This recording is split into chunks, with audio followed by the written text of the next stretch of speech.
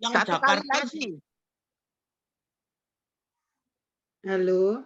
Ya. Halo Bu Meta, sisa Ya. berapa yang dari Satu kali Jakarta? lagi. Satu kali lagi, Bu. Satu kali lagi. Ya, Jumat depan tanggal 7 Oktober terakhir. Iya. Enggak, soalnya bulan depan kan bulan Oktober. Rosario. Kami di Probolinggo itu keliling dari rumah ke rumah 1 bulan penuh. Jadi supaya bisa apa ya? Bisa rutin. Iya. Nanti yang lain nggak iri gitu loh, nek nggonku dateng, nek nggonmu mereka datang, kalau di tempat kami kok nggak datang, takutnya seperti itu. Tapi itu terakhir itu Jumat depan. Terakhir. Makasih infonya. Sama-sama. Ini sudah jam 7 lewat ya, Mas Dani? Ya, sudah mulai direkam juga. Ya, mau dimulai. Selamat malam Bapak Ibu semuanya. Selamat malam Bruder, selamat malam Romo Ari Pawarta. Kita berjumpa kembali. Saya menggantikan Ibu Yosefin sebagai moderator yang hari ini tidak bisa hadir. Terima kasih atas kehadiran semuanya. Saya persilakan untuk Ibu Mila doa pembuka. Terima kasih. Baik, terima kasih Pak Dani. Romo, Bruder, Bapak Ibu, saudara-saudariku yang terkasih, selamat malam, berkah dalam. Selamat malam. Saya rasa yang lainnya mute aja ya, supaya kedengeran. Mari kita hening sejenak.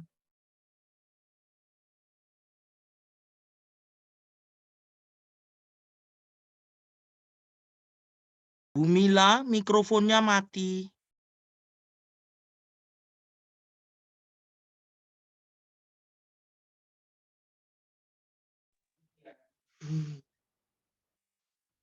Baik, terima kasih Pak Dani. Romo, Bruder, Bapak Ibu, Saudara. Kok mati lagi? Mati lagi, Pak. Nyala Bu Mila, nyala. Oh, nyala. Maaf. Baik, terima kasih Pak Dani. Mari kita hening sejenak. Romo, Bruder, Bapak Ibu, saudara-saudariku yang terkasih, selamat malam, berkah dalam. Dalam nama Bapa dan Putra dan Roh Kudus, amin. Allah Bapa, sumber segala kasih, puji dan syukur, kami persembahkan kepadamu pada petang sore hari ini. Engkau berkenan memberikan kesempatan indah pada kami untuk berkumpul bersama dalam pertemuan Zoom. Bapa, hadirlah di tengah-tengah kami, curahkanlah Roh Kudus-Mu atas kami semua, agar kami dapat bersama-sama untuk mengikuti pelajaran pada malam hari ini. Berkati juga Romo Ari yang akan menyampaikan pembelajaran kepada kami, supaya kami dapat mendengarkan dan merenungkannya, supaya kami juga dapat belajar untuk melaksanakan apa yang telah disampaikan kepada kami. Bapa yang Maha Kasih, kami mohon kepadamu, semoga pertemuan Zoom pada malam hari ini dapat berjalan dengan baik dan lancar dari awal, pertengahan, hingga akhirnya. Semuanya ini kami mohon kepadamu dengan perantaraan Kristus, Tuhan dan Juru Selamat kami. Kemuliaan kepada Bapa dan Putra dan Roh Kudus, seperti pada permulaan, sekarang selalu, dan sepanjang segala abad. Amin. Dalam nama Bapa dan Putra dan Roh Kudus. Amin. Terima kasih Pak Dani.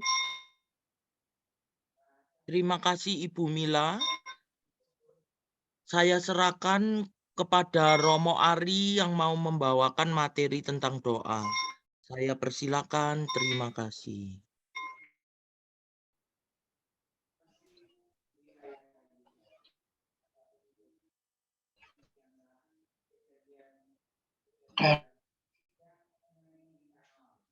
Baik, saudara-saudari, selamat malam semuanya. Pada kesempatan malam ini kita akan belajar bersama mendalami salah satu karisma Karmel, yakni tentang doa. Karena karisma Karmel tentang doa ini amat luas dan dalam, maka kita akan belajar dari satu sisi, yakni doa dalam terang ajaran Santa Teresa dari Avila. Kita tahu bersama bahwa dia adalah seorang dokter gereja di bidang doa. Maka kita akan banyak belajar daripadanya supaya kita menjadi pendoa-pendoa sejati dalam Karmel dan dalam gereja.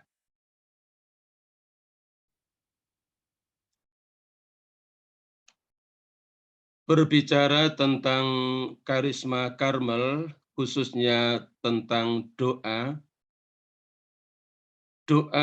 berdoa itu sebenarnya merupakan sebuah aktivitas orang beriman. Apapun agamanya, orang yang beriman pasti berdoa. Karena doa adalah ungkapan orang yang beriman, orang yang percaya kepada Tuhan. Aktivitas berdoa tidak jarang dialami sebagai membuang-buang waktu atau memboroskan waktu saja. Itulah sebabnya banyak aktivis yang tidak mau membuang-buang waktu, memboroskan waktu untuk duduk hening dalam diam. Maunya kerja terus, dan kerja. Aktivitas berdoa tidak jarang dialami sebagai aktivitas rohani yang tidak menarik, yang membebani, yang tidak menggerakkan hati untuk melakukannya atau untuk segera melakukannya. Maka juga tidak sedikit orang yang berlambat-lambat untuk mengerjakan sesuatu karena memang tidak tertarik untuk diajak berdoa dalam doa bersama, apalagi dalam doa pribadi. Maka orang lebih senang menyibukkan diri dalam banyak hal daripada harus segera meluangkan waktu untuk berdoa.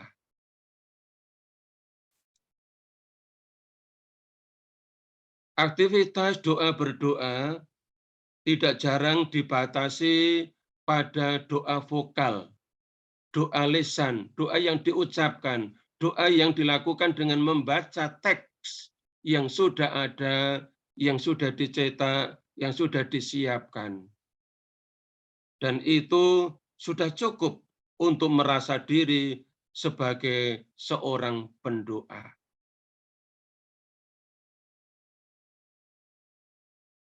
Aktivitas berdoa tidak jarang terasa hambar, tidak berbuah segar. Mengapa hal itu terjadi? Dan ketika orang merasakannya, kemudian orang berhenti berdoa. Lebih senang bekerja dengan hasil yang nyata daripada berdiam diri, berdoa, dan hasilnya tidak nyata. Aktivitas berdoa juga tidak jarang, saya memakai istilah, lepas dari engselnya. Tidak ada kaitan dengan hal lain.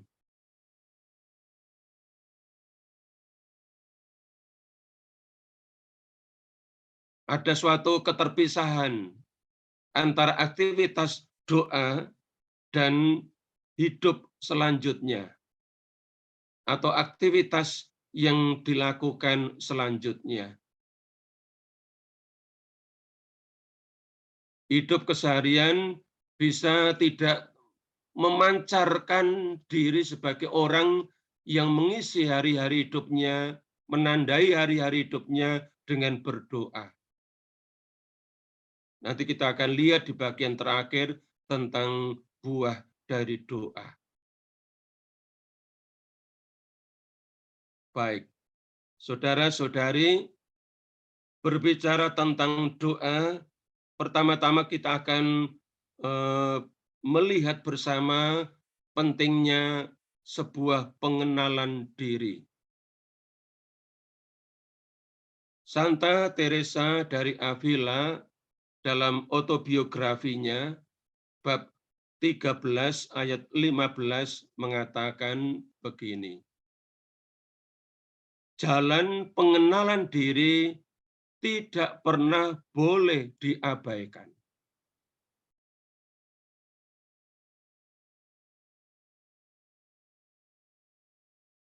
Mengapa? Masih pada nomor yang sama, Santa Teresa mengatakan, pengenalan diri sendiri sehubungan dengan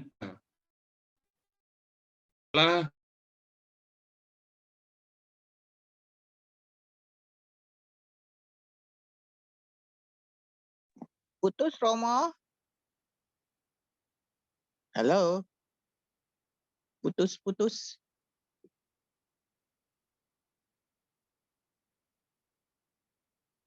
Romo Ari.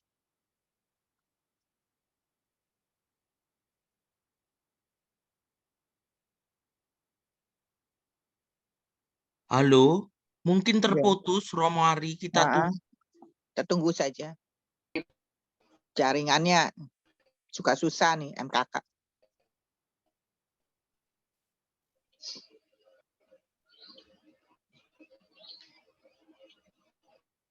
Mungkin Bu Meta bisa bantu nelpon Romo Ari karena sepertinya keluar. Udah keluar. Oh. Bentar.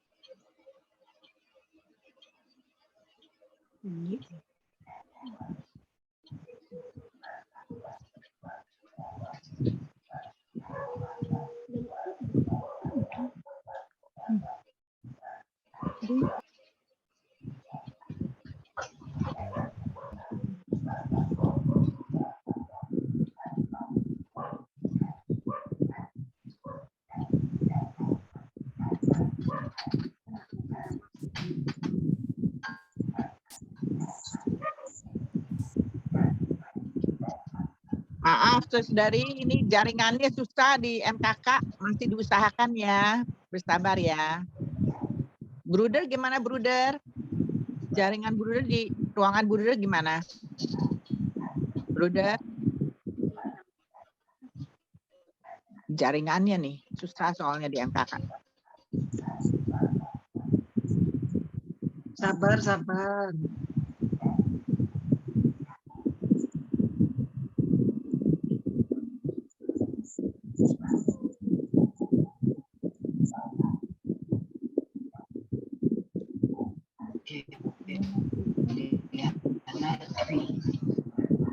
Terima kasih, silakan dilanjutkan. Romo Ari sudah Baik. masuk kembali. Ya, kita lanjutkan. Ada Kasih, sedikit Romo. gangguan. Jadi sekali lagi berkaitan dengan doa, pengenalan diri adalah sesuatu yang sangat penting. Santa Teresa katakan pengenalan diri sendiri sehubungan dengan doa adalah roti yang harus dimakan dengan segala jenis makanan yang ada. Jadi kalau makanan itu ada macam-macam jenis, ada roti, ada nasi, ada sayur, ada lauk, ada daging, ada buah dan sebagainya. Enak aja kok terus kau pakai apa? Sensi lain Oke, Pak. Kasih kunci. Mohon di-mute ya. Hanya voice-nya Romo Ari saja. Makasih. Maka yang namanya roti itu harus dimakan. Kalau orang timur yang namanya nasi itu harus dimakan. Meskipun makan roti, tapi kalau belum makan nasi itu merasa belum lengkap. Jadi nasi harus dimakan meskipun sudah makan roti, atau menu itu ada namanya mie, entah mie goreng atau mie kuah, tetap harus makan nasi. Jadi semacam itu, pengenalan diri harus ada dalam hal atau dalam kaitannya dengan doa.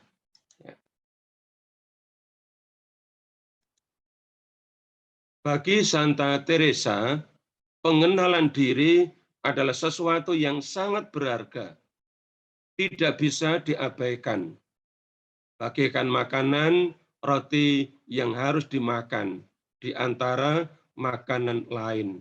Dan karena itu dia katakan, tanpa roti ini kita sama sekali tidak bisa memakan makanan kita.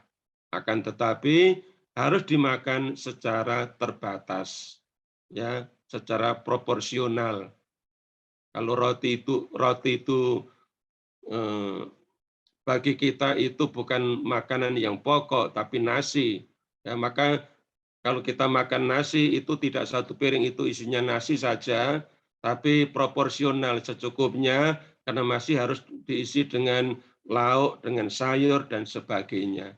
Ya, jadi harus proporsional. Nah, pengenalan diri itu semacam itu, sekadar perbandingan. Ada 3 pengenalan diri, yakni pengenalan diri sebagai manusia, pengenalan diri Tuhan, dan pengenalan diri ciptaan. Ya. Jadi berkaitan dengan diri sendiri, berkaitan dengan Tuhan, dan dengan ciptaan. Nah, kita akan lihat satu persatu. Yang pertama tentang pengenalan diri sendiri. Mengenal diri kita sendiri, ya, pertama-tama kita perlu mengenal diri kita sebagai yang berdosa. Santa Teresa mengenal diri sebagai orang berdosa. Namun ia tidak mau berlama-lama hidup dalam dosa. Dia berkata, ada satu rahmat yang dianugerahkan Tuhan kepadaku sejak saya menerima komuni pertama. Saya tidak pernah menyimpan sesuatu yang saya rasakan sebagai dosa, biar hanya dosa kecil. Ini yang dilakukan oleh Santa Teresa.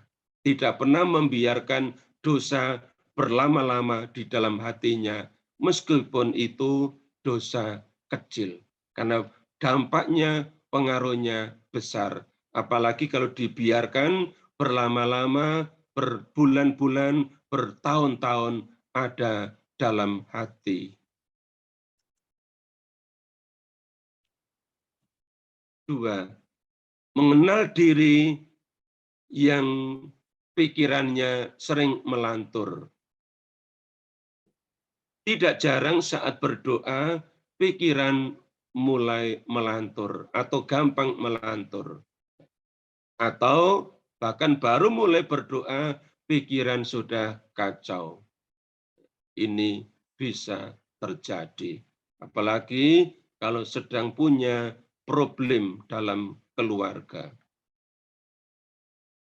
Pengalaman Teresa, bila pikiranku mulai melantur, segera saya mulai membaca. Pikiranku mulai terpusat dan buku itu berfungsi sebagai umpan untuk jiwaku. Ini cara Santa Teresa mencari solusi kalau ketika sedang berdoa atau ketika mulai berdoa itu pikiran melantur atau kacau, tidak bisa konsentrasi, ya tidak bisa fokus. Maka cara dia ialah dia mulai membaca. Yang dibaca apa? Buku rohani. Entah itu kitab suci atau buku bacaan rohani lain. Ya. Dengan membaca itu mulai pikiran mulai tenang. Setelah tenang baru fokus kembali ke pokok doa. Ini penting, tidak membiarkan pikiran itu melantur supaya kita tetap pada tujuan untuk apa kita berdoa. Rasul Petrus memberi nasihat dalam suratnya yang pertama, bab 4 ayat 7. Karena itu kuasailah dirimu dan jadilah tenang, supaya kamu dapat berdoa. Ya, menguasai diri dalam hal ini bisa menguasai pikiran, ya, karena pikiran itu melayang kemana-mana. Bisa juga menguasai hati, karena hatinya itu kemerungsung, ya, hatinya itu dipenuhi dengan banyak hal yang dirasakan oleh karena perlakuan orang lain, anggota keluarga, dan lain sebagainya. Hati yang terluka, hati yang kecewa, yang marah, itu juga akan berpengaruh pada saat berdoa. Entah itu doa lisan, doa vokal, maupun doa batin. Yang berikut, kita perlu mengenal diri sebagai pribadi yang lemah. Yang tanpa Tuhan, tanpa bantuan Tuhan, kita tidak berdaya. Dalam buku Puri Batin, ruang ke-6, bab 3, nomor 15, atau bab ruang kedua, bab 1, nomor 6, Santa Teresa mengatakan begini, aduh Tuhan, bantuanmu mutlak perlu. Tanpa bantuanmu, kami tidak berdaya. Lalu pada ruang ke-6, bab 1, nomor 4, Santa Teresa menegaskan lagi, tanpa bantuan Tuhan, kita tidak mampu apa-apa. Kita tidak mampu berbuat apa-apa. Lalu pada ruang ke-6, bab 3, ayat 15, Santa Teresa mengatakan, dengan bantuan Tuhan, segala sesuatu menjadi ringan. Jadi dalam praktek doa kita, kita perlu mengenal diri, bahwa kita ini lemah. Untuk mengucapkan kata Tuhan saja, mulut bisa tidak mampu. Tanpa Tuhan, tanpa rahmat-Nya, tanpa Roh Kudus. Berikut, kita juga perlu mengenal diri sebagai yang tidak berguna. Artinya kita tidak bisa menyombongkan diri bahwa saya hebat, bahwa saya bisa berbuat banyak hal. Mengenal diri adalah hal penting agar kita tidak menjadi angkuh. Kata Santa Teresa dalam doanya, dalam autobiografi bab 13 nomor 21. Terpujilah Engkau Tuhan, yang telah membuat aku begitu tidak mampu dan tidak berguna. Ini Teresa, orang yang sangat rendah hati, orang tidak mampu dan tidak berguna, kok bisa memuji Tuhan. Itulah Teresa. Namun saya amat memujimu, karena engkau menggugah banyak orang untuk menggugah kami, untuk mengingatkan kami. Semoga kami terus berdoa bagi mereka yang menerangi kami, yang mengingatkan kami, yang menggugah kami, yang menginspirasi kami. Jadi ketika dia mengalami rahmat Tuhan lewat orang lain, dia memuji Tuhan. Karena Tuhan telah bekerja dalam diri orang itu, dan orang itu menggugah hati Santa Teresa ini.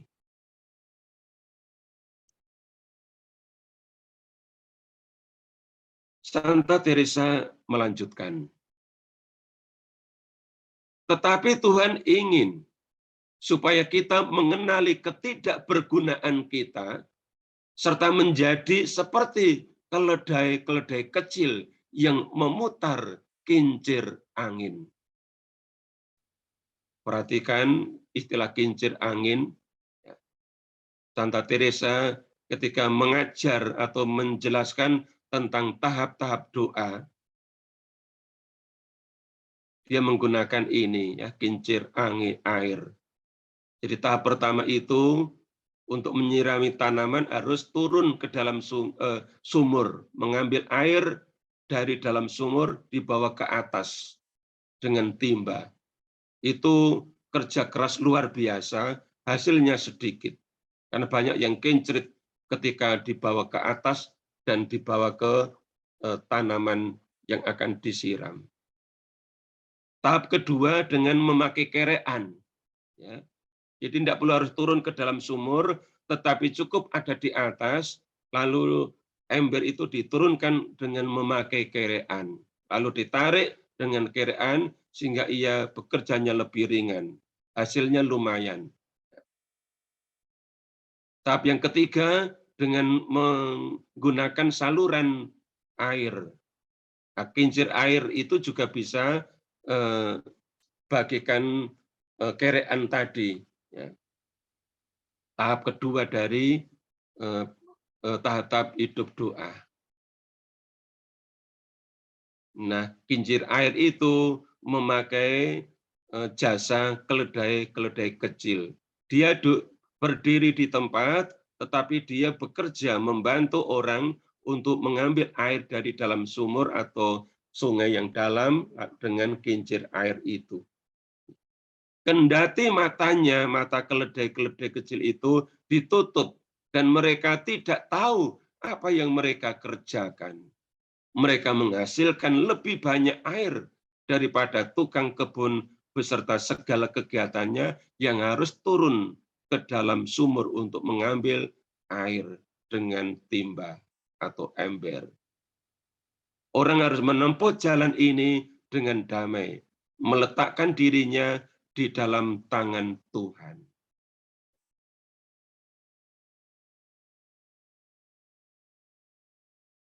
Nah, istilah meletakkan diri di tangan Tuhan, itulah sikap seorang hamba atau pelayan Tuhan yang siap melayani dalam tugas-tugas yang hina, tugas-tugas yang kecil, tugas-tugas yang sepele. Maka Santa Teresa berkata, anggaplah dirimu sebagai hamba-hamba yang tidak berguna, seperti kata Kristus. Dikatakan dalam Puri Batin ruang ketiga bab 1 nomor 8. Itu yang diminta oleh Santa Teresa.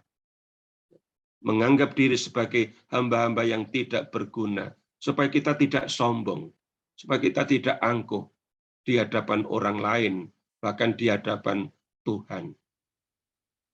Dan itu dalam Injil Lukas bab 17 ayat 14, Kristus berkata, apabila kamu telah melakukan segala sesuatu yang ditugaskan kepadamu, hendaklah kamu berkata, kami adalah hamba-hamba yang tidak berguna. Kami hanya melakukan apa yang harus kami lakukan. Tapi hamba-hamba itu melakukan dengan taat, melakukan dengan senang hati, melakukan dengan tulus, karena sadar bahwa itu memang yang harus dilakukan sebagai seorang hamba. Ini hamba-hamba yang tidak berguna sebenarnya mau mengatakan tentang sikap seorang hamba yang melakukan tugasnya dengan tekun, setia, taat, tanpa menggerutu, karena sadar bahwa itu adalah tugasnya.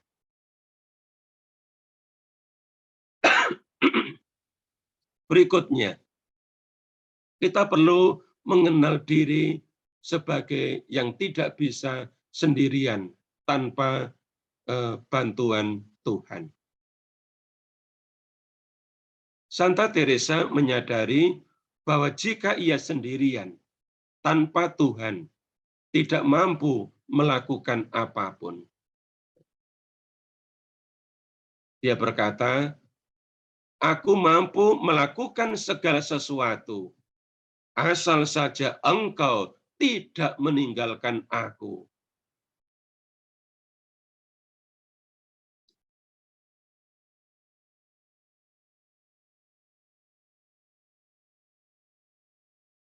Jadi kalau engkau meninggalkan aku, biarpun hanya sekejap mata saja, akan jatuh. Nah, ini. Jadi dalam mengenal diri, kita perlu melihat diri kita ini sebenarnya tidak akan mampu untuk melakukan apapun kalau kita ini hidup sendirian, dalam arti lepas dari Tuhan. Kalau Tuhan itu meninggalkan kita, bahkan dalam sekejap mata saja, kita akan jatuh. Maka Santa Teresa juga berkata dalam autobiografi, bab 39 nomor 20. Dengan melihat diriku sendiri, aku mengerti alangkah hina aku seandainya Tuhan menarik diri daripadaku. Kita ini tidak ada apa-apanya, tidak ada artinya sama sekali kalau hidup kita ini lepas dari Tuhan. Kalau Tuhan itu menarik dirinya dari kita dan kita lepas dari Tuhan. Tapi dalam kenyataan banyak orang yang meninggalkan Tuhan, hidup tanpa Tuhan karena merasa mampu melakukan banyak hal tanpa Tuhan, tanpa harus berdoa kepada Tuhan, tanpa minta tolong kepada Tuhan. Dan itulah gaya hidup orang-orang yang sombong. Bahkan bukan hanya hina, tetapi jatuh ke dalam jurang. Itulah sebabnya dalam Puri Batin ruang kelima bab 4 ayat 9, Santa Teresa berkata, kita harus berdoa dan senantiasa memohon kepada Allah supaya menolong kita. Kita harus selalu ingat adanya kemungkinan akan jatuh ke dalam jurang yang dalam sekali kalau Dia meninggalkan kita. Nah, ini sikap waspada diperlukan. Kalau Tuhan sampai meninggalkan kita, tidak mau menolong kita, kita ini akan terancam. Ada dalam bahaya besar, bisa jatuh ke dalam jurang. Seperti dalam gambar ini ya.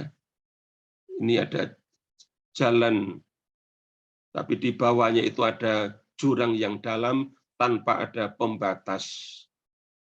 Kalau meleset sedikit saja ketika papasan, bisa langsung masuk jurang dan mati semua.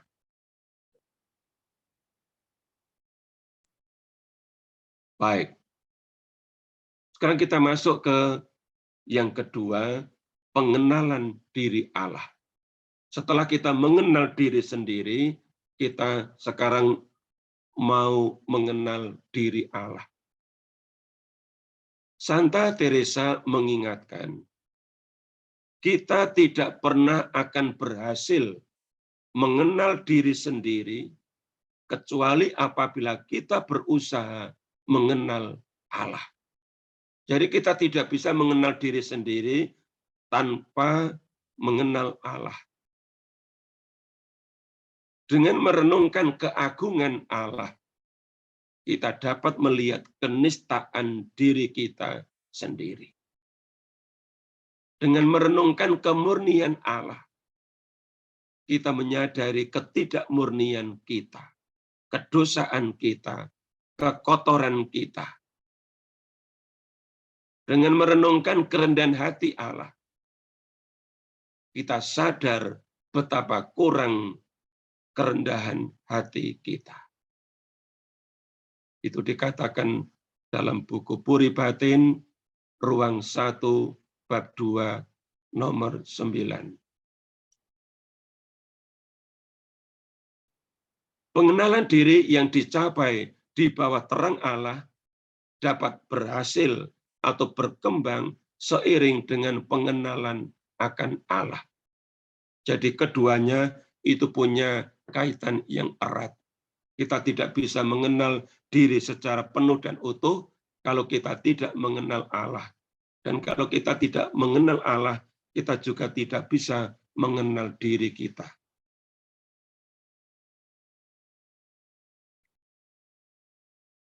Allah macam apa yang perlu kita kenal? Pertama, mengenal diri Allah sebagai yang Maha Rahim. Sebagai diri yang berdosa, Santa Teresa selalu mengerahkan hatinya kepada Tuhan yang penuh kerahiman. Dia berkata, Engkau telah menyingkirkan kesempatan-kesempatan dosa dariku, sehingga saya dapat lebih berhati-hati. Ini renungan atau refleksi Santa Teresa ketika dia masuk biara. Masuk biara dan tinggal dalam biara dengan anggota yang sedikit, dia tidak bisa aneh-aneh. Dia tidak bisa macam-macam. Berbuat sesuatu yang katakanlah nakal saja, orang akan segera tahu bahwa dia nakal atau ketus atau yang lain. Maka ini yang disadari oleh Santa Teresa. Engkau telah menyingkirkan kesempatan-kesempatan dosa dariku. Jadi, tidak ada alasan bagiku untuk mengakuinya. Mengakui apa? Mengakui bahwa Tuhan telah menyingkirkan kesempatan-kesempatan untuk bisa berbuat dosa. Dia mengakui itu. Dan karenanya aku menyerahkan semua kesalahanku pada kerahiman-Mu, agar Engkau berkenan mengampuni setiap kesalahanku. Dia katakan dalam buku Jalan Kesempurnaan, bab 8 ayat 1. Jadi dengan mengenal diri sebagai yang berdosa, kita akan diberi kemampuan untuk mengarahkan diri kepada Tuhan yang penuh kerahiman. Kita diberi kemauan dan kemampuan untuk menyerahkan semua kesalahan dan dosa kepadanya, supaya Dia mengampuni setiap kesalahan dan dosa yang telah dilakukan.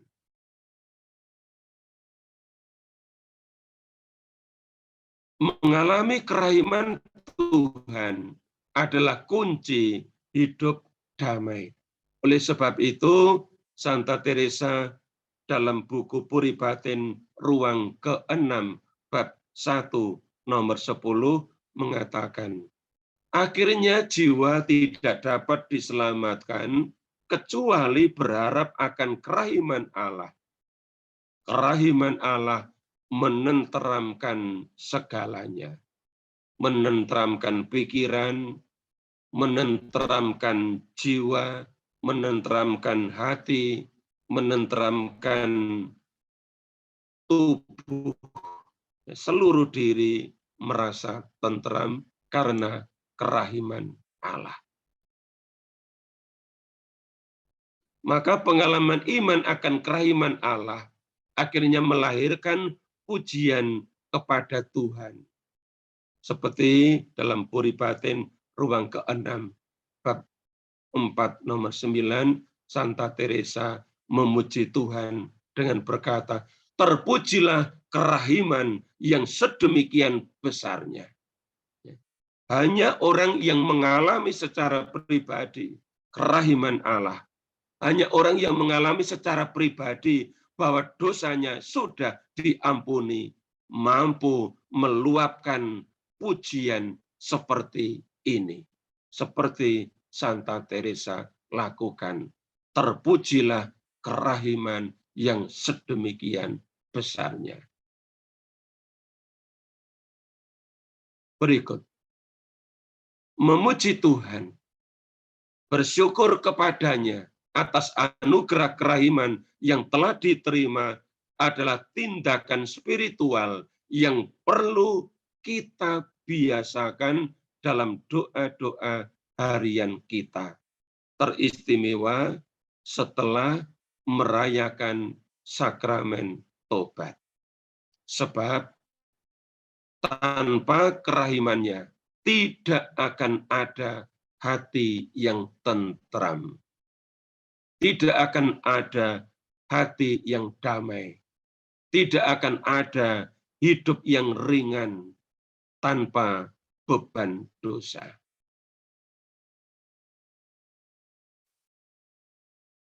Berikut. Kita perlu mengenal diri Allah yang agung. Ketika Santa Teresa menjelaskan mengenai doa persatuan, transformasi diri yang diubah ke dalam persatuan dengan Kristus, di mana hidup kita tersembunyi dalam Kristus atau dalam Allah, atau Kristus menjadi hidup kita, yang dibandingkan dengan ulat-ulat membentuk kepompong. Ya. Seperti dalam gambar ini, Santa Teresa berkata, marilah bergegas menenun kepompong kecil ini, atau menenun seperti kepompong kecil ini. Menyangkal cinta diri dan kemauan kita sendiri, ego kita, menyangkal ego kita, serta kelekatan kita pada setiap barang duniawi. Jadi kalau kita menyangkal cinta diri, ego, ya, menyangkal kelekatan, ya, ini sebenarnya adalah proses transformasi diri untuk dibentuk sebagai pribadi yang baru, di mana kita terlebur, tersembunyi dalam Kristus. Atau Kristus itu menjadi hidup kita yang terfokus, terpusat pada Kristus, bukan pada ego kita. Nah, itulah seperti kepompong ini. Marilah kita menjalankan tapa, doa batin, mati raga, ketaatan, dan segala apa yang sudah kalian ketahui. Biarkan ulat itu mati. Ulat sudah mati, ya. Mati karena dia sudah menunaikan karya untuk mana ia diciptakan. Maka kalian akan melihat bagaimana kita memandang Tuhan dan betapa kita merasa aman dalam keagungannya, seperti ulat itu di dalam kepompongnya. Jadi ulat itu sudah mati, membentuk kepompong. Ya. Jadi di dalam kepompong ini masih ada makhluk hidup. Tapi makhluk yang ada di dalam ini, ya, ada makhluk hidup yang merasa aman dalam keagungan Tuhan.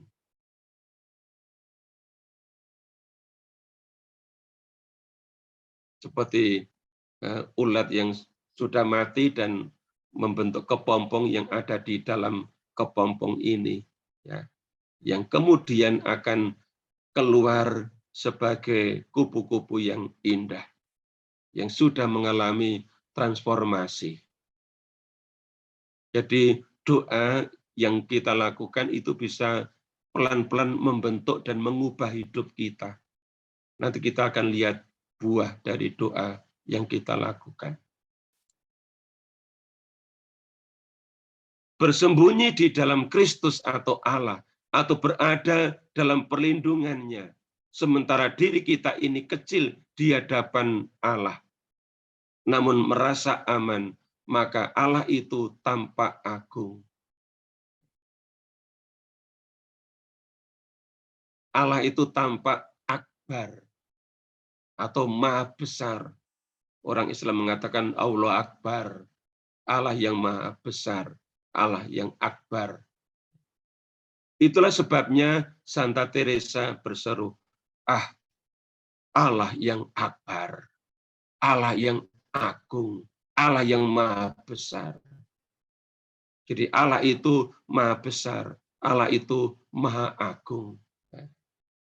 Jadi Santa Teresa bisa mengakui atau mengimani Allah sebagai yang agung justru ketika dia menyadari diri sebagai yang kecil, sebagai yang lemah, ya, yang tak berdaya, tapi diproses terus-menerus mengalami transformasi, dibentuk oleh Allah sendiri. Dan merasa aman justru karena ada di dalam Allah. Ada dalam perlindungan Allah, seperti kepompong ini, ya. Kulit di luar ini melindungi dia di dalamnya. Berikut, kita mengenal diri Allah yang penolong. Manusia tidak bisa berbuat apa-apa tanpa pertolongan Allah. Bahkan dalam hal-hal kecil sekalipun. Pada saat manusia ada dalam kesadaran ini, ia akan memandang Allah sebagai penolong baginya.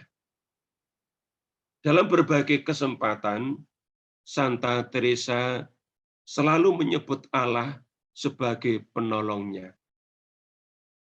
Sebutan tersebut, bahwa Allah itu penolongnya, seolah menjadi referen yang diulang-ulang dengan sendirinya dalam berbagai kesempatan.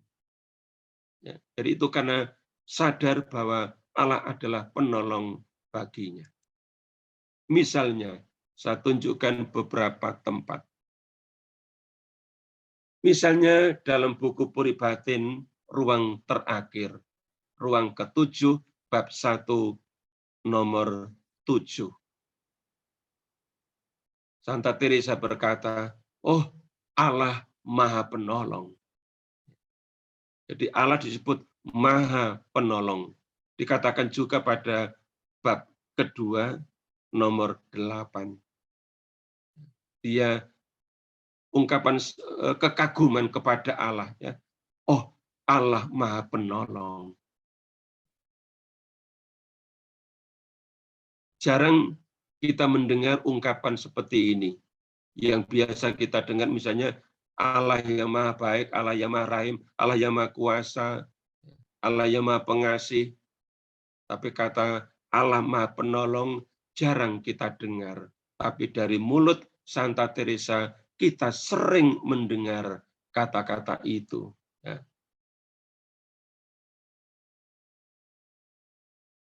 Dengan sapaan yang lebih personal, Santa Teresa berseru kepada Allahnya, "Oh Allah, tolonglah saya." Inilah kerendahan hati Santa Teresa. Mau menyebut Allah, mau minta tolong karena dia secara personal, secara pribadi membutuhkan Allah. Seruan minta tolong didasarkan pada dua hal, iman atau kepercayaan dan kerendahan hati. Karena percaya kepada Allah, maka minta tolongnya kepada Allah. Yang kedua, karena kerendahan hati.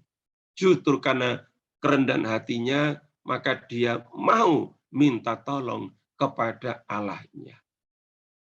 Itulah sebabnya selalu diajarkan bahwa kerendahan hati adalah dasar doa. Dalam katekismus Gereja Katolik di bagian awal bab tentang doa Kristen di nomor 2559 dikatakan di sana kerendahan hati adalah dasar doa. Hanya yang beriman, hanya yang rendah hati masih mau berdoa kepada Allah dan minta tolongnya kepada Allah.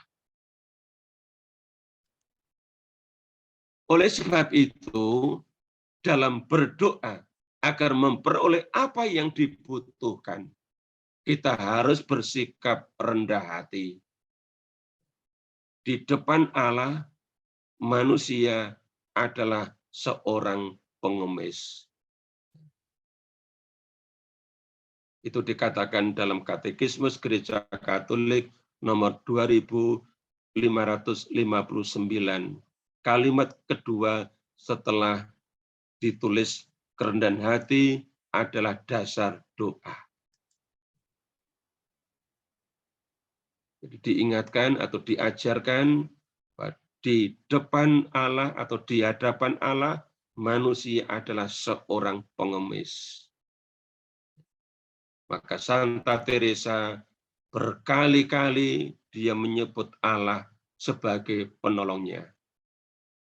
Bahkan sebagai Maha Penolong. Santo Yohanes Maria Vianney yang hidup pada abad 18 menegaskan apa yang dikatakan oleh gereja dalam ajarannya. Oh manusia, engkaulah ciptaan yang miskin, yang harus minta segala sesuatu kepada Allah. Bukan hanya minta sesuatu, minta segala sesuatu kepada Allah. Karena segala-galanya datang dari Allah. Tidak ada satupun yang diterima oleh manusia, yang dialami oleh manusia, yang bukan diterima dari Allah. Semua datang dari Allah. Maka manusia itu adalah seorang pengemis yang harus minta kepada Allah. Maka Yesus sendiri mengatakan, mintalah dan kamu akan diberi. Bukalah maka pintu akan dibukakan. Carilah dan kamu akan mendapat. Jadi minta adalah ungkapan iman, ungkapan kerendahan hati. Dengan minta kita belajar percaya. Dengan minta kita belajar rendah hati.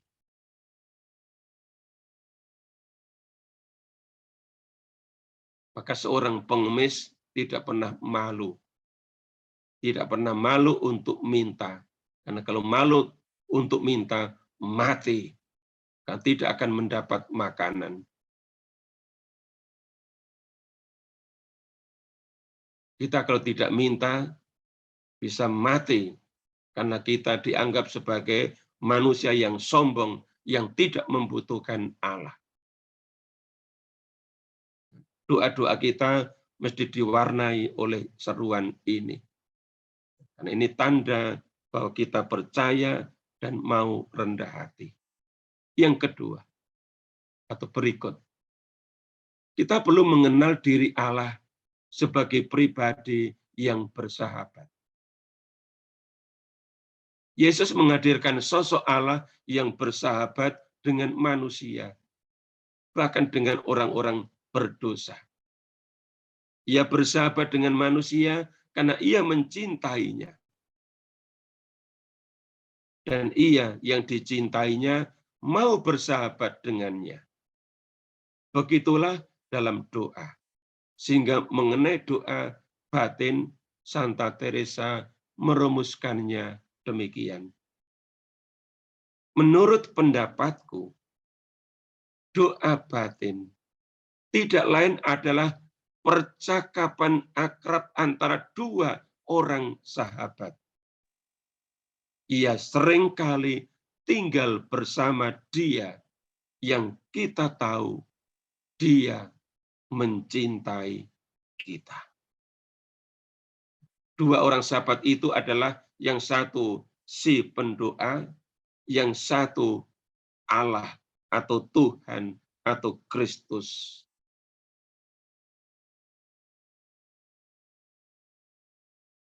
Sering tinggal bersama dia, bercakap-cakap dengan dia, bergaul akrab dengan dia, kadang minta sesuatu, kadang bersyukur, kadang menyerahkan dirinya untuk selalu dalam perlindungan sang sahabat ketika merasa tidak aman, dan kadang sekedar mengungkapkan isi hati. Maka Santa Teresa dari kanak-kanak Yesus yang kita rayakan pestanya besok, dia mengatakan doa itu adalah luapan hati. Apa yang ada dirasakan di dalam hati, itu yang diungkapkan kepada Tuhan.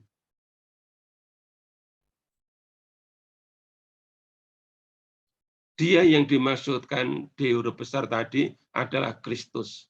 Maka kepadanya Santa Teresa berdoa. Ya Tuhanku, betapa Engkau ini sahabat yang sejati. Dan alangkah besar kuasa-Mu. Bila mau, Engkau dapat mencinta. Dan tak pernah Engkau berhenti mencintai mereka yang mencintai Engkau. Segala sesuatu memuji Engkau, Tuhan seluruh jagat raya. Siapa gerangan akan berseru untukmu, untuk mengatakan kepada sahabat-sahabatmu betapa setia Engkau.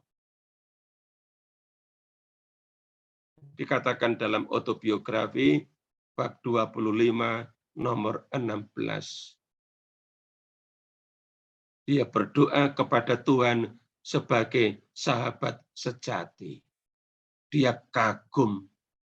Dia memuji Tuhan itu dengan seruan seperti ini. Ya Tuhanku, betapa Engkau ini sahabat yang sejati. Alangkah besar kuasa-Mu.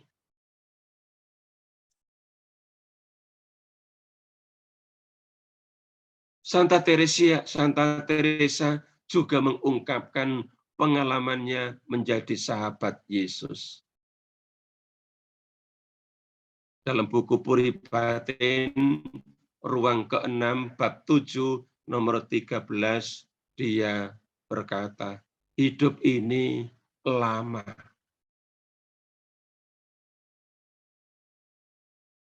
Pencobaan-pencobaan banyak.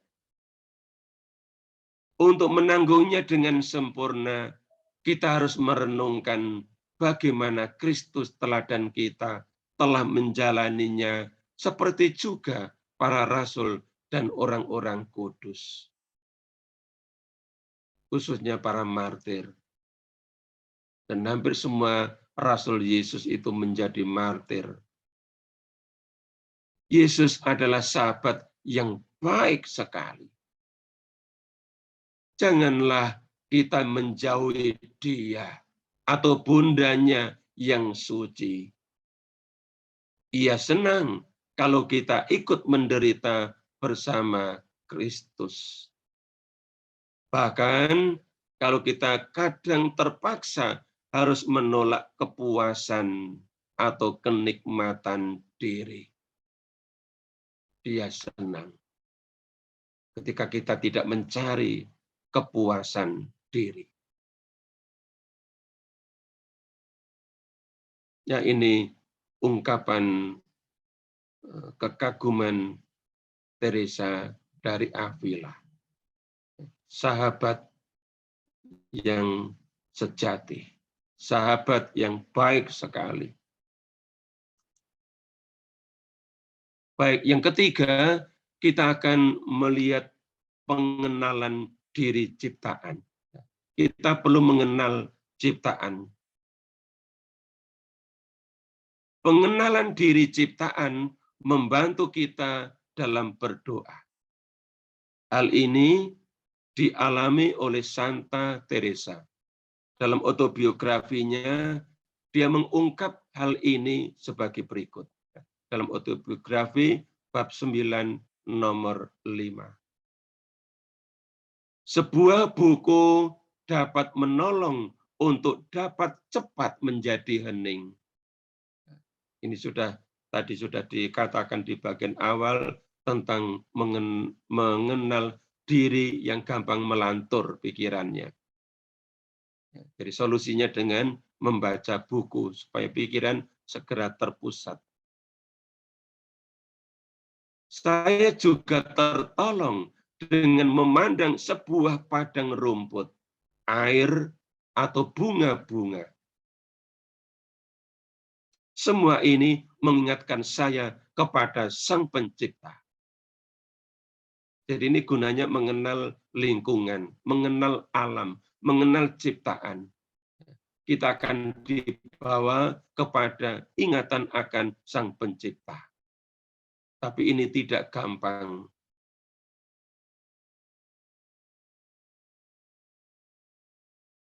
Dari pengalaman Santa Teresa, ciptaan alam di sekitar dapat menggugah dan membantu dia untuk menjadi hening dan berfungsi seperti buku yang dibaca lembar demi lembar. Juga mengingatkan dia akan Sang Penciptanya. Dengan kata lain, ciptaan alam dapat mengantar orang kepada Penciptanya. Sekali lagi, tidak gampang, perlu latihan.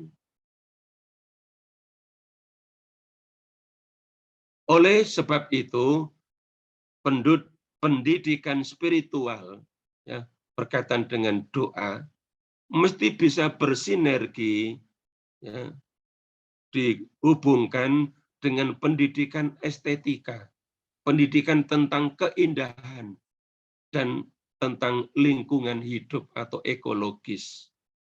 Pendidikan yang berorientasi dan berbasis pada keindahan alam dan lingkungan hidup.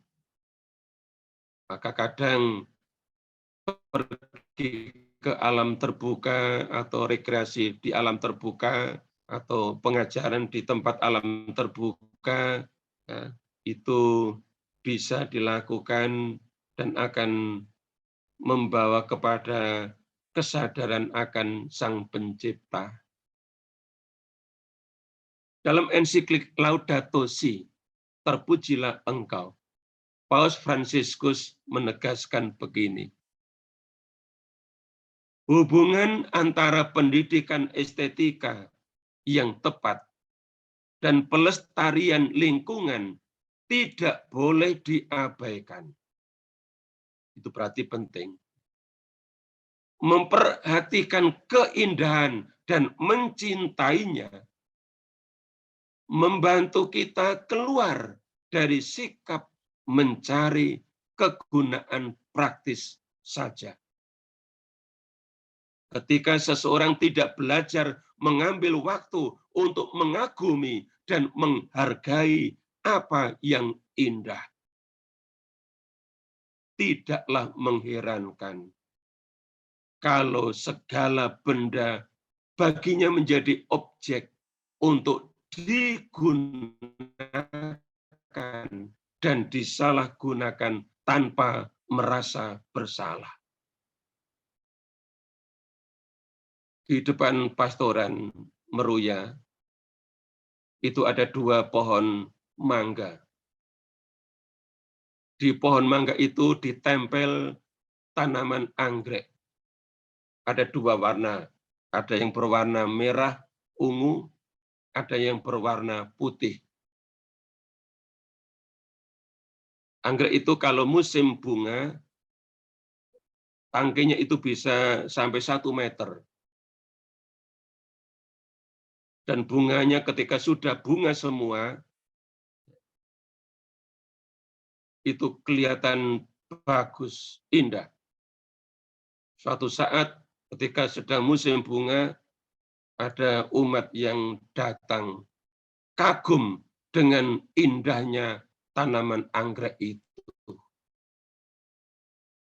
Lalu apa yang dia buat? Dia potong anggrek yang bagus itu, yang indah itu, sebanyak ia mau, lalu dibawa pulang.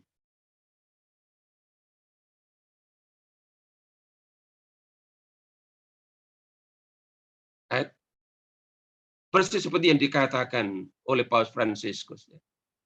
Memperhatikan keindahan dan mencintainya, membantu kita keluar dari sikap mencari kegunaan praktis. Oh, itu bagus, saya minta ya, saya petik. Ketika seseorang tidak belajar mengambil waktu untuk mengagumi dan menghargai apa yang indah, supaya orang lain juga mengagumi yang indah, supaya tetap ada di situ, jangan dipetik. Tidak mengherankan kalau segala benda baginya menjadi objek untuk digunakan, disalahgunakan tanpa merasa bersalah. Yang penting itu bagus, saya petik, saya bawa pulang. Baik. Terakhir, kita akan lihat bersama sebenarnya apa manfaat dari doa yang kita lakukan setiap hari. Santa Teresa dari Avila mengatakan bahwa tak seorang pun dapat menemukan kerugian yang diakibatkan oleh doa. Justru kerugian terbesar ialah kalau orang tidak berdoa atau tidak lagi berdoa. Mengapa orang yang mau mengabdi Tuhan dan yang ingin mengabdi Tuhan mau mengabaikan hidup doa? Mengapa kita sebagai karmelit awam atau sebagai karmelit yang mau melayani Tuhan mengabaikan hidup doa? Jadi doa itu menguntungkan, tidak pernah merugikan. Lantas apa kekuatan, pengaruh, atau manfaat dari doa? Santa Teresa mengatakan dalam buku autobiografi bab 13 nomor 11. Menurut pendapatku, membuang waktu seperti ini, membuang waktu untuk berdoa adalah keuntungan besar, bukan kerugian. Hendaknya orang membawa dirinya ke dalam hadirat Kristus dan tinggal bercakap-cakap dengannya, bersukacita dalam Dia tanpa meletihkan diri dengan menyusun pidato kepada Tuhan. Ya, omong panjang lebar dengan kata-kata yang indah seperti orang pidato. Tidak perlu. Melainkan memaparkan di hadapannya apa yang kita butuhkan.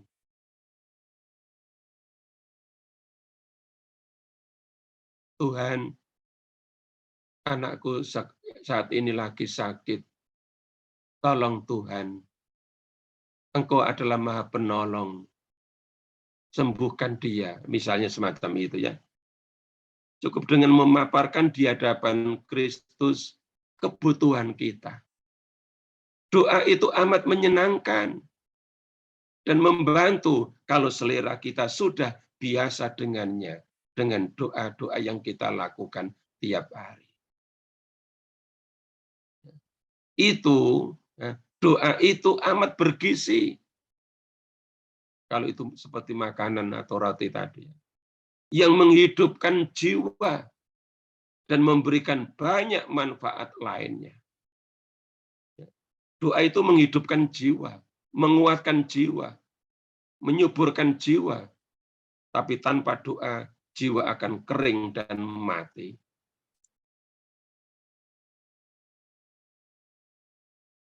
Masih dalam buku autobiografi, Santa Teresa menawarkan satu bentuk doa demikian. Tinggallah di hadirat Tuhan sementara budi kita tenang.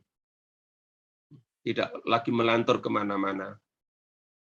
Kalau dapat, hendaknya kita sibuk menatap Dia yang memandangi kita. Coba itu dipraktikkan ketika ada di gereja atau di kapel, di mana di situ ada sakramen Maha Kudus. Cukup duduk dengan tenang, arahkan pandangan ke sakramen Maha Kudus di tabernakel atau ditatakan di altar. Hendaknya kita sibuk menatap Dia yang memandangi kita. Temanilah Dia.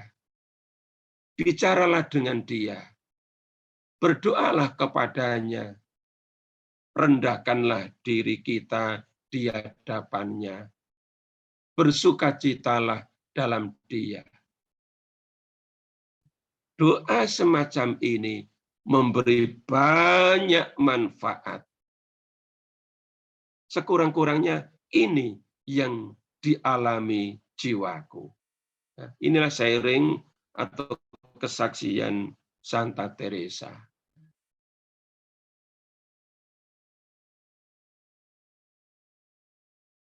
Selain itu, Santa Teresa juga mengingatkan akan bahaya jika orang mulai berhenti berdoa.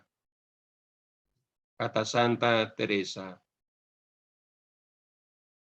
yang sangat kunasihatkan ialah jangan melepaskan doa. Sebab dalam doa orang akan mengerti apa yang diperbuatnya. Jadi doa itu menginspirasi. Dan mendapat sesal dari Tuhan. Serta kekuatan untuk bangun lagi. Ketika kita bersalah, kita berdoa.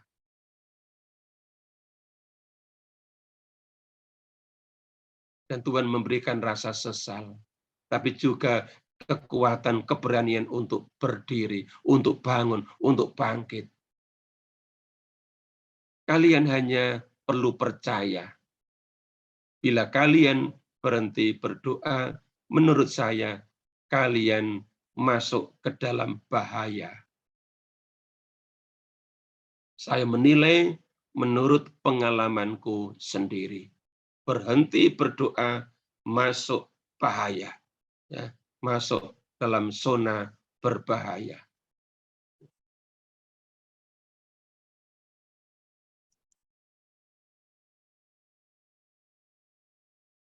Maka buah dari doa bagi hidup sehari-hari seperti ditunjukkan oleh Santa Teresa.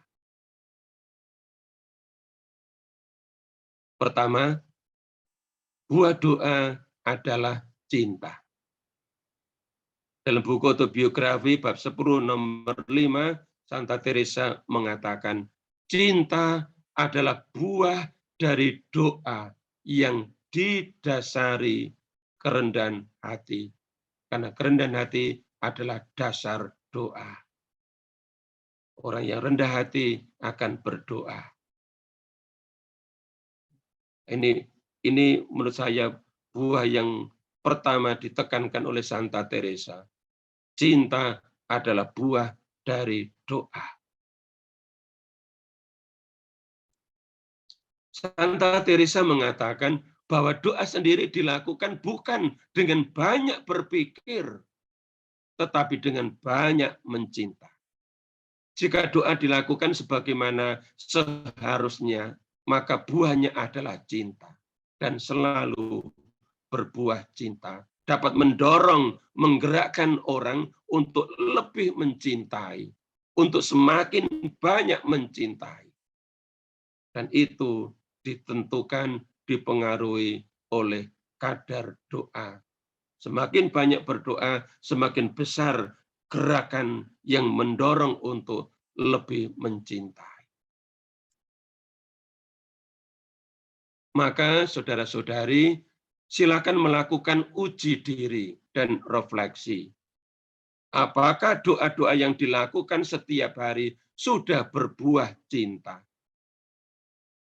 Lebih mencintai Tuhan, lebih mencintai suami, lebih mencintai istri, lebih mencintai orang tua, lebih mencintai anak-anak, menantu, cucu, mertua, lebih mencintai sesama, lebih mencintai panggilan, pekerjaan, pelayanan, menjadi lebih bersaudara, dan sebagainya. Jika belum berbuah, Santa Teresa memberi nasihat, mintalah kepada Tuhan supaya Ia menganugerahkan cinta persaudaraan yang sejati, yang sempurna, yang bisa lebih mencintai sesama saudara. Jadi kalau dengan saudara, entah saudara kandung, saudara dalam komunitas, saudara dalam lingkungan atau paroki, gegeran terus, ya, nah, ini bisa menjadi uji diri sejauh mana doa itu berbuah. Kedua, doa yang berbuah tampak dalam jiwa yang tidak cemas tentang apa yang bakal terjadi. Jadi tidak pernah cemas atau gelisah atau skrupel tentang apa yang belum terjadi. Jalani saja sebagai orang yang beriman, yang percaya bahwa Tuhan itu penolong, bahwa Tuhan itu selalu menjaga, selalu melindungi, selalu menyertai. Jadi tidak perlu cemas. Ya, seperti kepompong tadi. Ya, selalu aman dalam lindungan Tuhan. Tidak perlu cemas, gelisah, takut, khawatir. Apalagi kalau sampai mengalami gangguan mental. Ketiga, tidak takut untuk menderita. Karena kerinduan hatinya ialah agar kehendak Tuhan terjadi di dalam dirinya. Maka dalam autobiografi Puripatin bab 7 ruang terakhir, bab 3 nomor 4, Santa Teresa mengatakan, jika Tuhan menghendaki untuk menderita atau harus menderita, hadapi itu. Baiklah, jalani itu.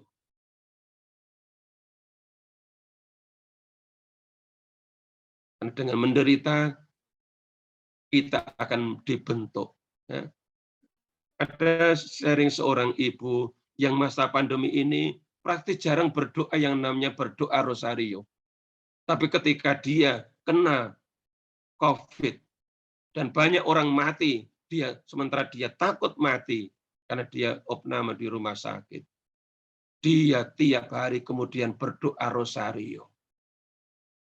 Dan untung dia tidak mati. Jadi sakit, menderita karena sakit, membentuk dia untuk menjadi orang yang rajin berdoa rosario, yang sebelumnya praktis tidak pernah melakukannya. Nah ini, jadi menderita pun bisa membentuk orang, mentransformasi orang menjadi rajin berdoa, rajin ke gereja dan sebagainya. Terakhir, keempat, Doa membuat jiwa tidak ingin berbuat lain selain memuji Tuhan. Maka dalam buku Puri Batin, ruang ke-7, bab 3, nomor 7, Santa Teresa mengatakan, terpuji dan terberkatilah dia selama-lamanya. Pujian kepada Tuhan melantun dari mulutnya, dari hatinya. Dan itu adalah buah dari doa. Ya. Semakin bagi Teresa itu menjadi referen dalam banyak kesempatan ketika dia berdoa, tak luput dari seruan memuji Tuhan. Terpujilah Tuhan selama-lamanya, semacam itu. Kelima atau yang terakhir. Ia yang berdoa dengan baik dan benar, tidak memikirkan diri sendiri, tidak egois, atau tidak lagi egois. Dia hanya mencari cara yang terbaik untuk menyenangkan Tuhan. Bagaimana dan dalam hal apa ia dapat menyatakan cintanya kepada Tuhan. Nah, ini buah dari doa. Kita tunjukkan cukup 5 saja, nanti terlalu banyak, Bapak Ibu terlalu pusing.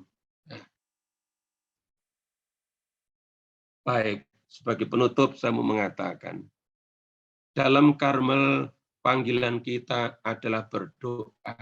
Ini berlaku baik bagi para Karmelit, biarawan, biarawati, maupun juga bagi kaum awam Karmelit. Dalam Karmel, dalam keluarga Karmel, panggilan kita adalah berdoa. Maka kita yang banyak belajar tentang berdoa dari orang-orang kudus Karmel, kita mesti harus lebih tahu banyak, mengalami banyak tentang doa. Ya.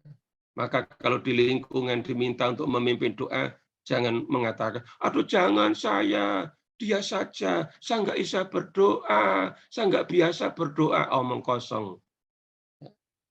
Menjadi Karmelit kok jarang berdoa, nggak biasa berdoa. Kita dilatih, kita diajar bagaimana kita berdoa. Maka kita harus menjadi dalam tanda kutip ahli yang lebih mengalami banyak dan bisa membantu banyak kaum awam untuk berdoa. Santa Teresa dari Avila telah banyak menginspirasi kita bagaimana kita berdoa. Semoga praktek doa kita berbuah matang bagi kemuliaan Tuhan.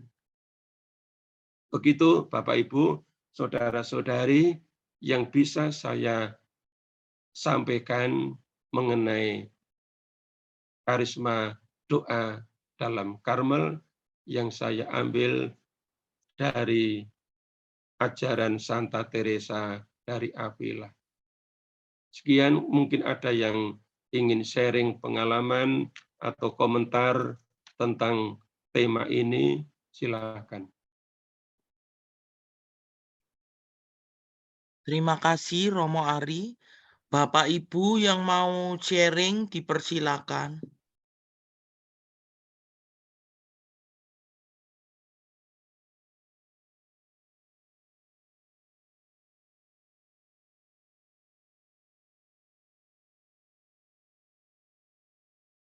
Mungkin Ibu Seltina mau sharing, kok senyum-senyum, dipersilakan.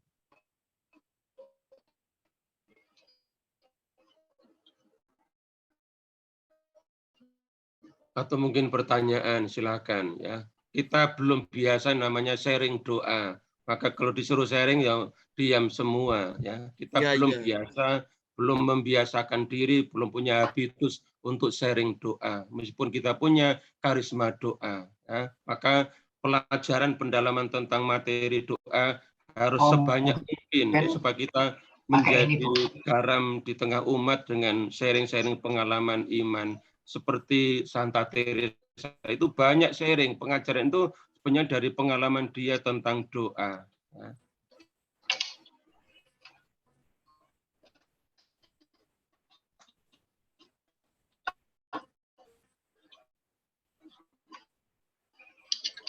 Yang mau pertanyaan dipersilakan. Ada yang bertanya tuh Mas Dani di kolom chat dari Pak Kenny ya. Oh ya, Romo, ini ada pertanyaan, maaf kelewatan.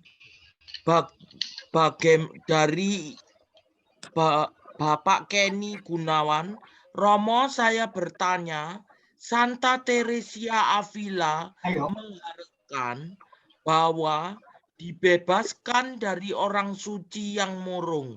Bagaimana menjalani hidup doa namun tetap penuh sukacita dalam melakukan penitensi dengan saking kerasa, saking enggak. Begitu Romo pertanyaannya.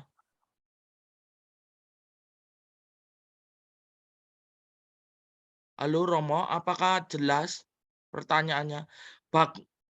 Atau perlu saya ulang Romo Ari? Halo? Ya, silakan. Begini, saya ulang kembali. Romo, saya bertanya dari Bapak Kenny Gunawan. Santa Teresia Avila mengharapkan bahwa dibebaskan dari orang suci yang murung. Bagaimana menjalani hidup doa namun tetap penuh sukacita dalam melakukan penitensi dengan sukacita. Ya, tadi sudah saya jelaskan ya. Jadi Teresa itu pernah mengatakan berdoa itu bukan banyak berpikir, main otak. Tapi dengan banyak mencinta. Ya. Maka untuk menghindari berdoa dengan cemberut, dengan murung, ya, atau supaya bisa berdoa dengan sukacita, ya harus dengan berdoa dengan cinta. Kalau tidak dengan itu ya tidak ada sukacita, mungkin juga berdoanya juga terpaksa. Nah, masih mending kalau kita mau berdoa dengan rutin, ya, meskipun mungkin kurang ada cinta, ya, masih ada keterpaksaan tapi ya karena aturan harus ibadat pagi, harus ibadat sore, harus ibadat penutup, ya, saya lakukan itu. Nah, tetapi tidak melakukannya dengan sukacita karena tidak ada cinta atau kurang ada cinta. Ya, cinta itulah yang membuat yang bisa membebaskan dari kemurungan. Cintalah yang bisa membuat kita berdoa dengan sukacita. Nah, kalau ada orang suci yang murung ya sebenarnya itu berarti dia belum suci. Kalau orang suci penuh dengan sukacita. Tapi kalau orang suci yang masih hidup ya dia belum suci sungguhan karena masih suci dalam ukuran manusia. Tapi kalau orang kudus dalam arti beato beata, santo santa, yang mereka sudah bahagia semua, sudah menjadi pendoa abadi yang tidak ditandai dengan kemurungan. Tapi pada waktu masih hidup mungkin pernah mereka melakukan kemurungan itu. Tapi intinya ya kemurungan terjadi ya karena tidak berdoa dengan cinta atau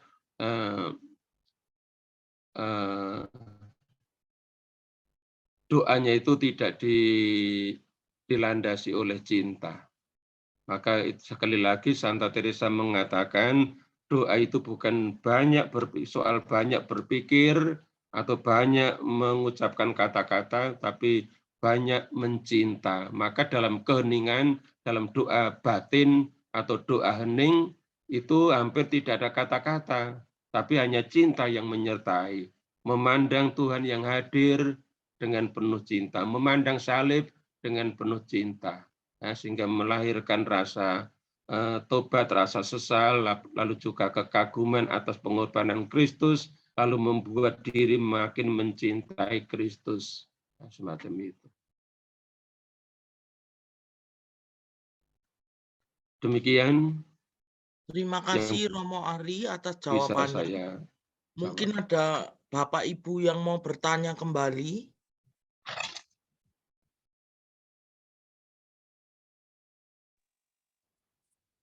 Ibu Saya Sesi. sharing ya Romo. Oh iya, silakan Ibu Dia. Iya, tanggal 17 saya tugas tatip dan rosario. Habis tugas dari gereja, pingsan 2 minggu, dikasih waktu buat Tuhan, ternyata inkubasi stroke, sakit stroke. Tapi dalam sakit saya, ya saya nggak menyalahkan suami dan anak ya, tidak boleh misah. Tapi saya bilang, saya tetap misah, saya ingin mencari wajah Tuhan. Kamu jangan marah ya sama Tuhan. Saya bilang gitu sama suami dan anak. Akhirnya saya misah. Tapi dalam sakit saya ini saya bersyukur ada rencana Tuhan buat saya tidak tahu rencana itu. Tetapi saya terus belajar berdoa walaupun itu susah. Wong sakit kayak waktu menjalani tugas kok saya sakit kayak gini. Tapi itu ada teman yang memberi kekuatan. Janganlah kamu minta sembuh, tapi memujilah dia, minta maaf kepada Tuhan. Ya saya lakukan dalam doa itu akhirnya membuahkan kebahagiaan. Tidak, saya harus menanggal amarah saya, menanggalkan penyesalan saya. Mengapa Tuhan seperti ini kepada saya gitu. Itu pelan-pelan saya bisa berdamai dengan sakit saya, mengucap syukur kepada Tuhan. Tapi saya tidak tahu rencana Tuhan. Tapi saya menjalaninya. Tuhan, terima kasih Engkau memberi sakit ini supaya saya beristirahat. Tapi Tuhan, saya capek istirahat ini. Tapi Tuhan mendengarkan suara saya. Dibolehkan saya jalan pelan-pelan. Saya ingin jalan, saya ingin melayani Engkau Tuhan. Apapun itu saya melayanimu, berilah aku kesempatan lagi. Itu Romo yang saya ucapkan pada Tuhan. Jadi saya belajar ada tugas dari PD ya, saya aktif di PD. Mengikuti doa syafaat. Ya, tapi akhirnya saya mengikuti Tuhan mampukan saya untuk menipaskan rasa malu, rasa tak berguna saya, agar saya ikut dalam komunitas ini. Jadi Tuhan memampukan saya Romo. Walaupun Romo suara saya terbata-bata, jalan saya terbata-bata, saya tidak malu. Puji syukur saya dikirim suami, anak, sahabat yang baik, terus mendoakan saya dengan cinta kasih.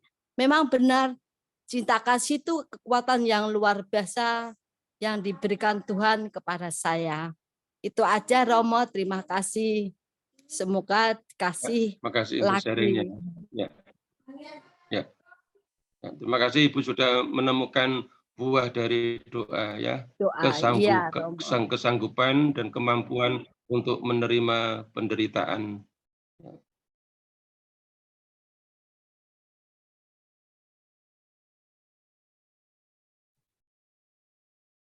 Lagi. Mungkin ada yang mau kesaksian kembali.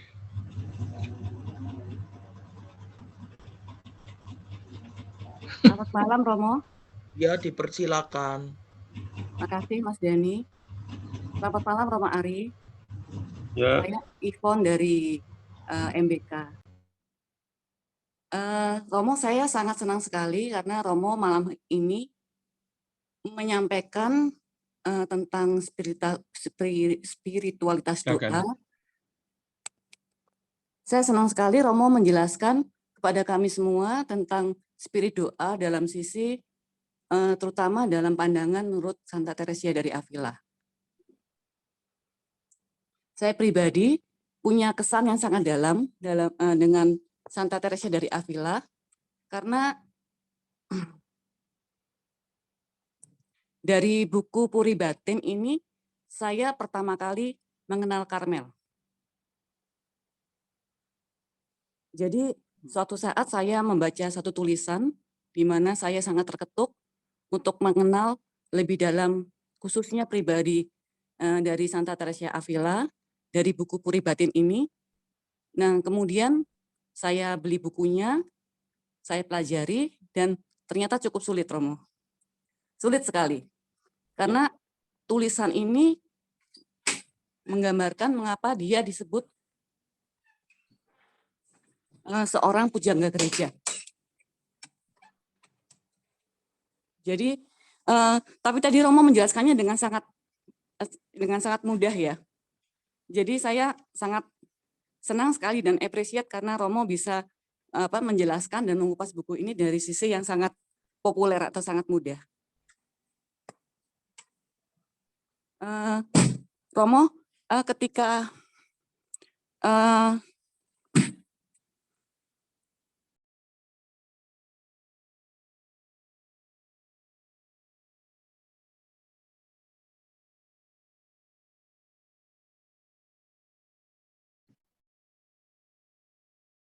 Halo, Bu Ivon, mikrofonnya mati.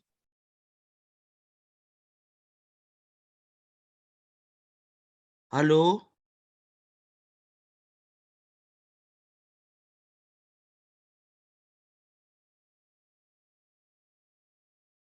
Tutup.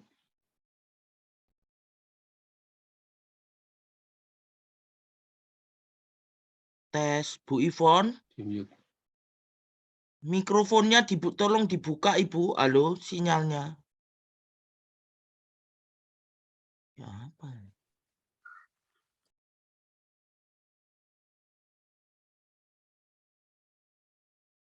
Sinyal kali.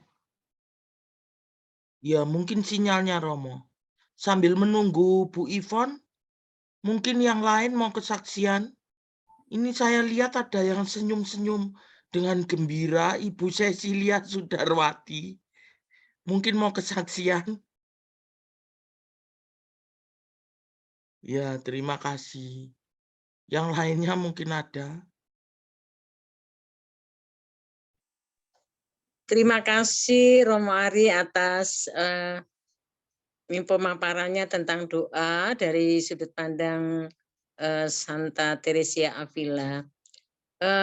Begini Romo, tadi Romo menyampaikan tentang doa itu dengan cinta ya Romo. Tentunya kalau kita berdoa itu dengan satu maksud atau tujuan begitu. Saya punya pengalaman yang terbawa sampai sekarang gitu Romo.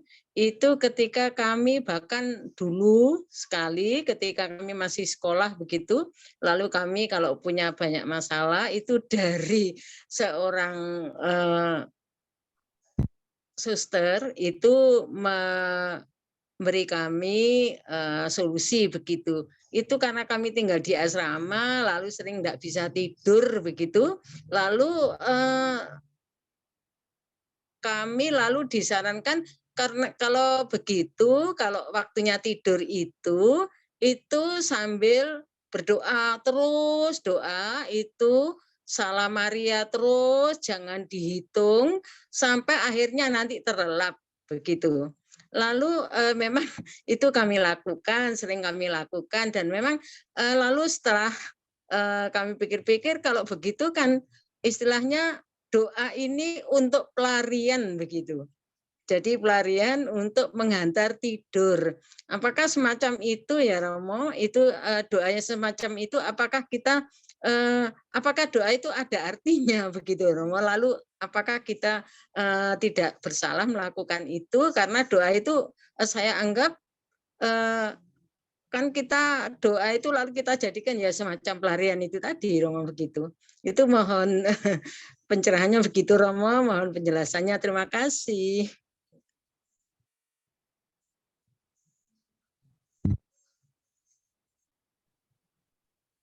Iya. Kalaupun itu dianggap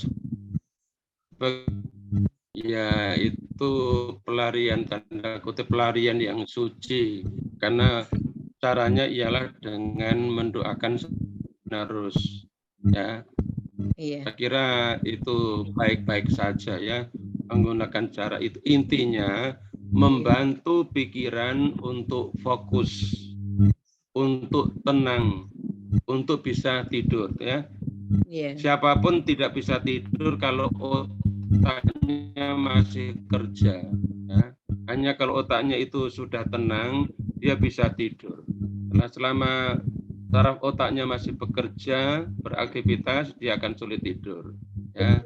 Nah, doa itu bisa membantu untuk membuat pikiran tenang, hati tenang. Ya. Nah, doa Salam Maria itu bisa digunakan. Bahkan rosario itu juga bisa dilakukan sebagai obat untuk bisa tidur. Banyak orang yang tidak bisa tidur harus minum obat. Sudah minum obat lebih dari 1 biji masih juga sulit tidur. Padahal bisa tidak harus dengan minum obat. Ya. Dengan berdoa rosario belum sampai selesai sudah tidur. Ya. Tidak perlu obat. Ya.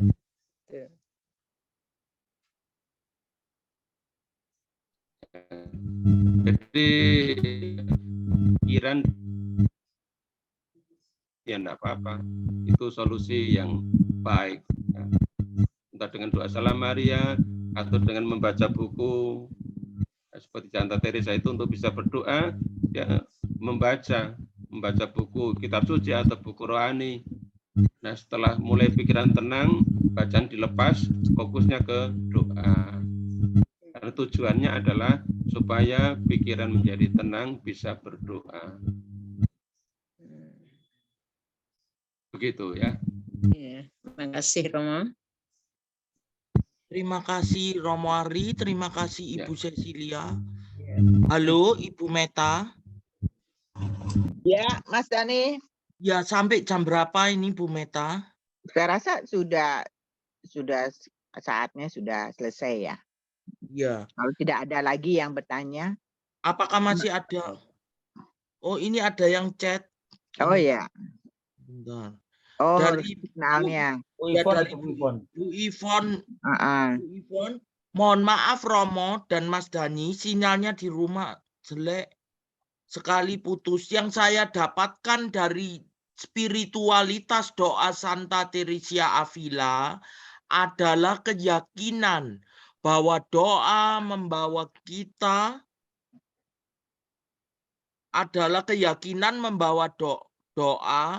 bahwa doa membawa kita pada harapan. Meskipun kita jatuh dan jatuh berkali-kali, tetapi tidak akan terpuruk. Maksudnya Bu Ivon adalah ketika jatuh berkali-kali, doa itu memberikan kekuatan, begitu Romo, kira-kira menurut Bu Ivon. Mungkin masih ada pertanyaan kembali. Kalau tidak ada, bisa diakhiri untuk pertemuan hari ini. Bagaimana foto bersama jangan lupa. Ya, bisa diakhiri pertemuan hari ini. Terima kasih Bapak Ibu semua, terima kasih Romo Ari. Persiapan untuk Bapak Ibu semuanya yang belum membuka kamera, Mbak